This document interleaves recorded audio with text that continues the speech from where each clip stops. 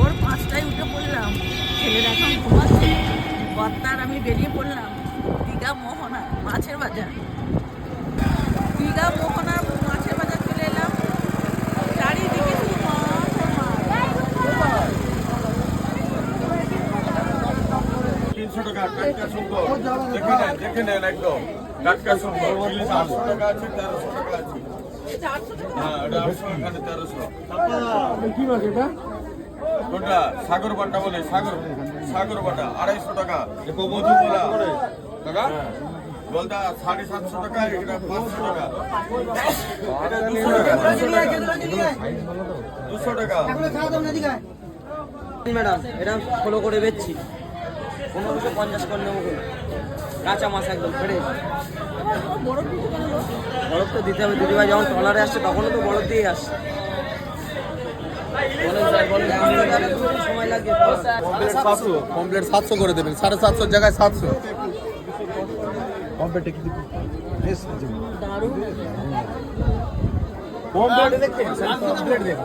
টাটকা পমপ্লেট দেখি আবার ফের মধ্যিখান দিয়ে ফালি করে নিতে হবে, নাহলে গোটা খাওয়া যাবে না এত বড়। না আমরা তো বাইরে থেকে আসলে কালকে চলে যাবো, এটা কি প্যাকিং করা যাবে? হ্যাঁ হ্যাঁ, সব ব্যবস্থা করে দিচ্ছি আমি সব ব্যবস্থা করে দিচ্ছি। ইলিশ হচ্ছে যে এটা হচ্ছে 1600, এটা 1700, এটা 1.5 কেজি, ওটা 2 কেজি। 700 করে, একদম 700 করে দেবে।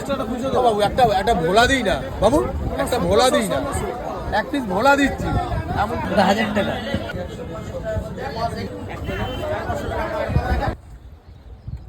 আমরা মোহনাতে দাঁড়িয়ে আছি, ওই দেখুন শঙ্করপুর। এখান থেকে ওই 5-6 কিলোমিটার। আর এই আসলে শঙ্করপুর থেকে বেরিয়ে আসা নদীটা এই সমুদ্রে মিশেছে, এই জন্য এর নাম বেরো মোহানা। ও বুঝতে পেরেছো? এই যে এখানে ফিশিং হচ্ছে, ওই দেখো ছিপে মাছ ধরছে, সম্ভবত পাচ্ছে কিনা জানি না। দেখুন এখানে নেট পাতা রয়েছে। এদিকে এসো, এদিকে এসো, এই দেখো এই যে চলুন এই দিকটা দেখাই। এই দেখুন এইটা হচ্ছে নদী, আর এই দিকে হচ্ছে সমুদ্র। এইদিকে ঢেউটা দেখুন, আর এইদিকে ঢেউ দেখবেন।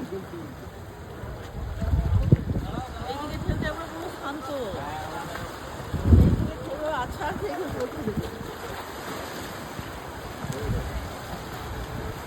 এই সন্দেশ স্থলটাই আসলে মোহানা।